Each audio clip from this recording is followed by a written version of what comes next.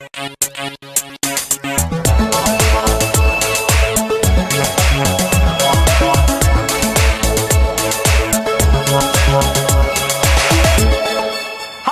my name is Sandeep, a developer advocate on the Google Cloud Platform. Welcome to the Google Data Center at the Dalles, Oregon. Take a look around. Before we go inside, we need to make sure that we have the appropriate security clearance.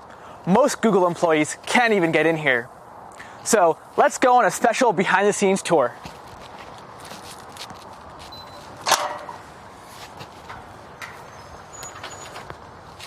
I'm here with Noah from the Site Reliability Engineering team. Noah, can you tell us a little bit more about the SRE role at Google? Yeah, SREs write and maintain the software systems designed to keep our services running. So what happens if one of these systems goes down?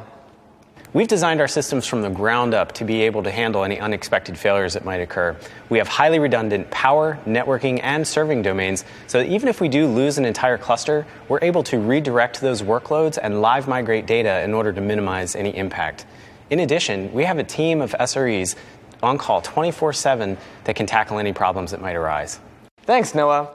So now we learned more about the systems that manage our fleet at Google. Let's take a deeper look at the data center infrastructure itself. Welcome inside. Before we can continue further, we need to go through the biometric iris scan and circle lock.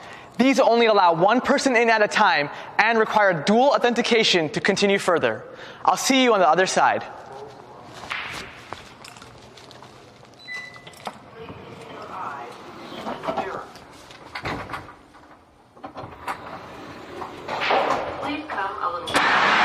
Welcome to the data center floor. As you can tell, we have a lot of servers, and this is a single cluster in a single floor in a single building. Managing all of these servers on a global scale is quite a challenge. To utilize our fleet, we use tools such as Borg, Colossus, and Spanner. You may be familiar with similar tools such as Kubernetes, Google Cloud Storage, and BigQuery. Now, these tools allow Google engineers and cloud customers to more easily manage infrastructure, allowing everyone to build innovative and scalable applications.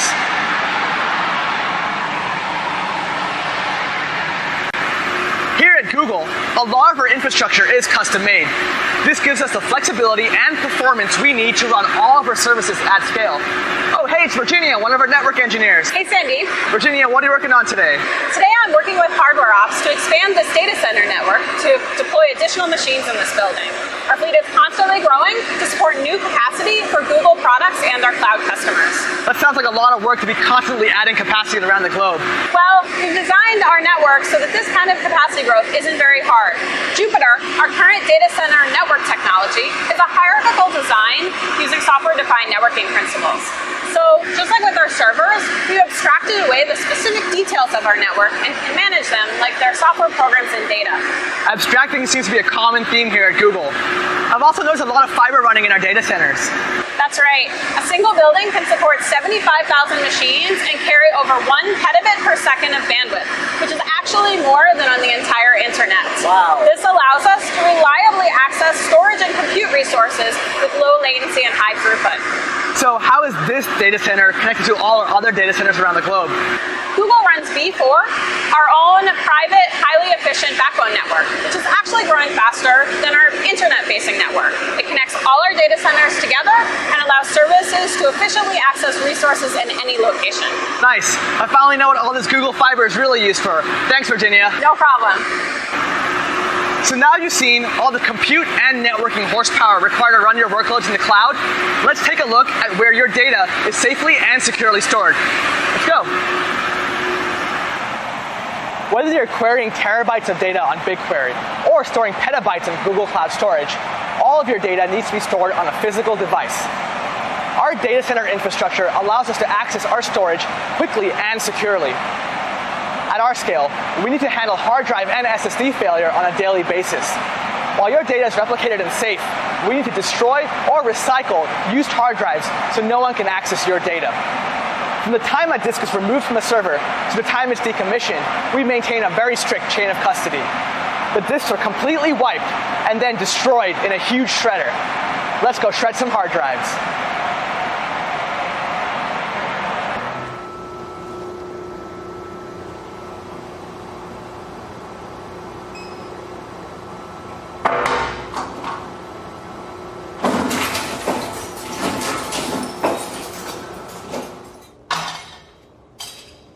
We've looked at a lot of the hardware that runs in our data centers, but it doesn't end there.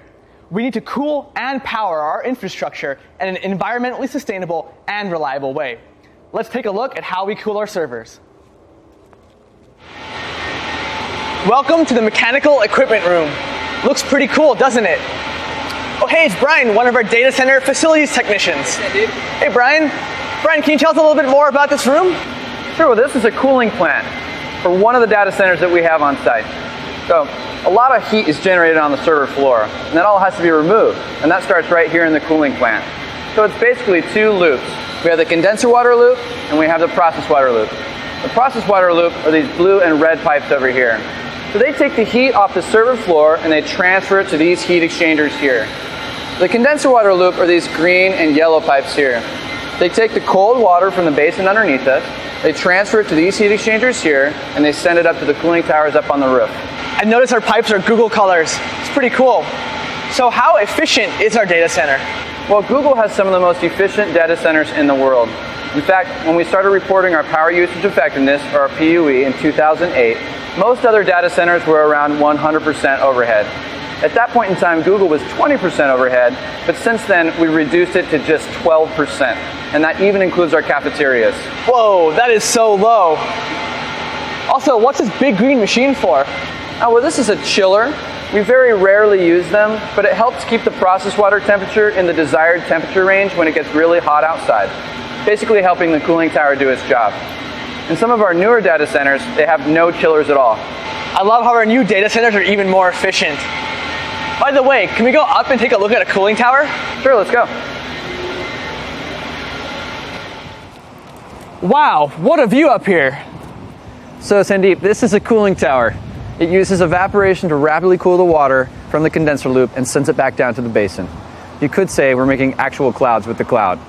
Clouds making actual clouds. Welcome to Google. So Brian, how do we power the cloud? Well, that all starts at Google's power substation. Let's go take a look. So this is the Google-owned power substation. This is where the high voltage power enters the site, it's reduced, and then sent to multiple power distribution centers such as this one right here.